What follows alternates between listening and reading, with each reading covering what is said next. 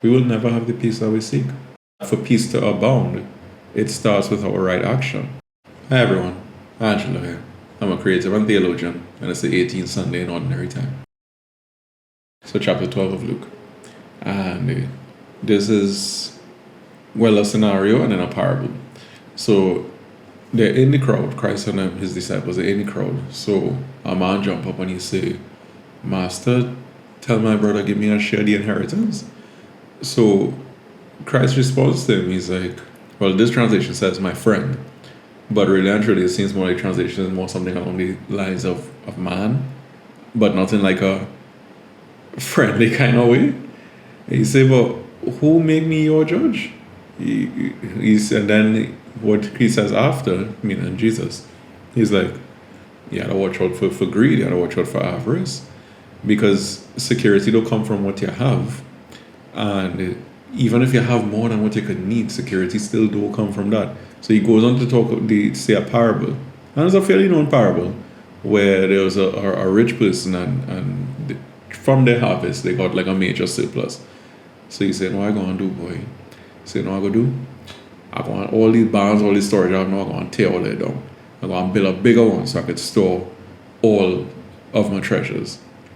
But at the same time, the man never really made it to see that far, right? Because that was the end of his life at that point. And that would be also the end of the parable as well. So, I mean, I don't know, it's kind of random. But I suppose it's not more random than anything else you might find in the Gospels, which I suppose is also very symbolic of our daily lives, a set of random occurrences and our responses to them. I mean, it's all serious stuff though, like, not to minimize the random occurrences, because at the end of the day, that's what a lot of our lives is made up of. Even in our routines, we find so much randomness. But this too is a serious matter, because this is a man's inheritance on the line, right? And it is quite possibly a necessary lifeline for this person. And clearly there's some kind of issues with the brother. And I would like to imagine that this is the younger brother making the complaint, but we really can't say. And as to whether or not the older brother is here, meaning like the two of them sit down next to each other, so the man jump up and say, hey, Jesus, tell this man, give me my inheritance. Whether or not the brother, again, could be older, could be younger, but whether or not the brother was there, we don't know. But regardless of whether or not, there is some discord here, right? Of course. And really, the main point that I gather from this gospel reading is that there is no peace, right? But rather that for peace to abound, it starts with our right action.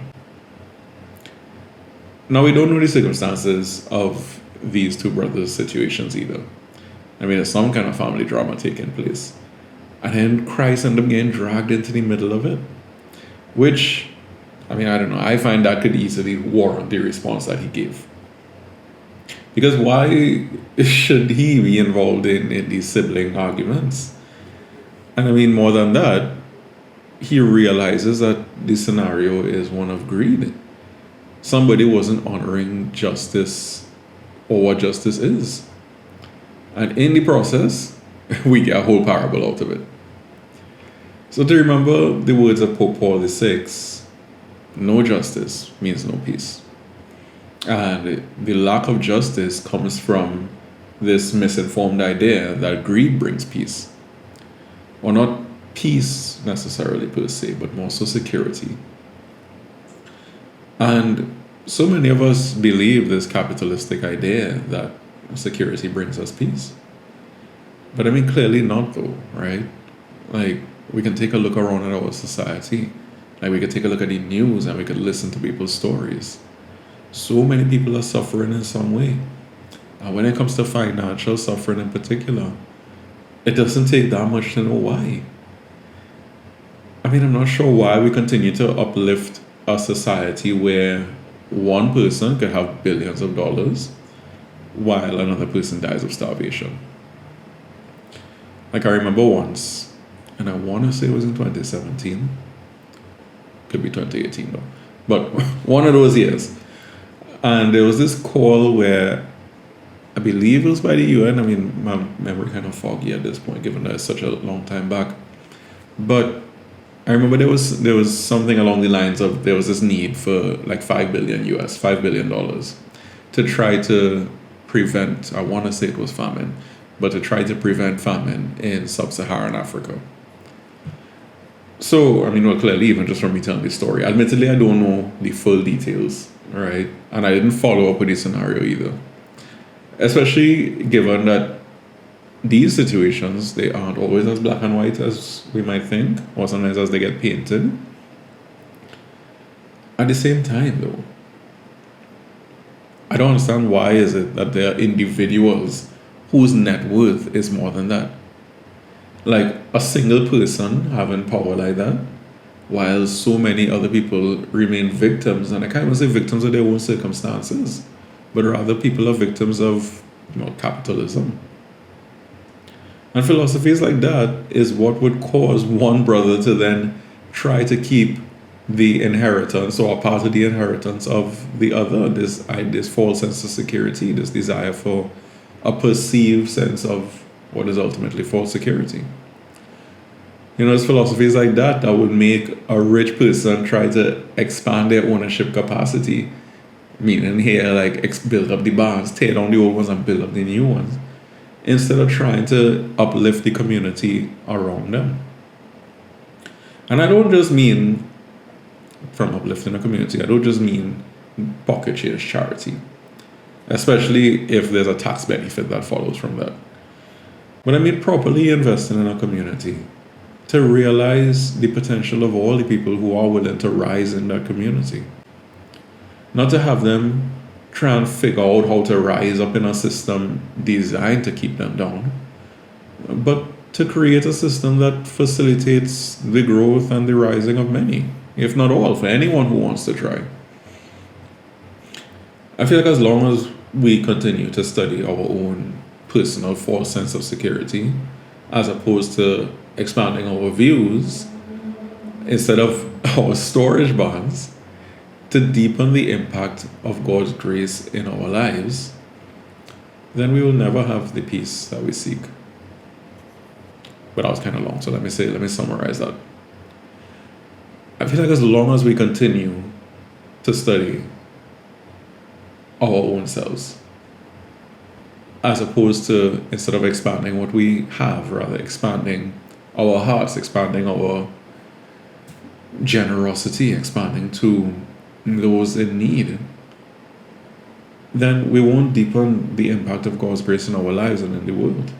We will never have the peace that we seek. And because Christ is who He is, as long as we don't have peace, He won't have peace. So let's try to do better as a community. Let's try to put systems and investments in place that actually matter for overall wealth building. Not just building wealth for individuals, but building wealth for an entire community, enriching that community. And once we can all do what we can to make everyone secure, we will see how fast peace comes to a society that so desperately needs it. Because at the end of the day, the man in the parable, he never got to enjoy his full security, right? Like, I can't imagine how empty of a life he must have lived. If his first thought is to think about himself when he gained more, and not the people that are around him, especially the ones working in the field, the ones who are actually bringing him that wealth, it has to feel like such a lonely existence. And no amount of wealth can even begin to compare to true quality relationships in your life. Like, at best, wealth gives you a distraction from the emptiness of it all. So the man, he looked forward to this false sense of security, when the entire time he could have had true security. He could have had true security in the relationships he shared with those around him. So let's reorient our priorities as individuals and as a society. True security is found in the quality of our human and divine relationships. Anyways, that's it for me this week. And as always, I appreciate you so much for watching. Thank you.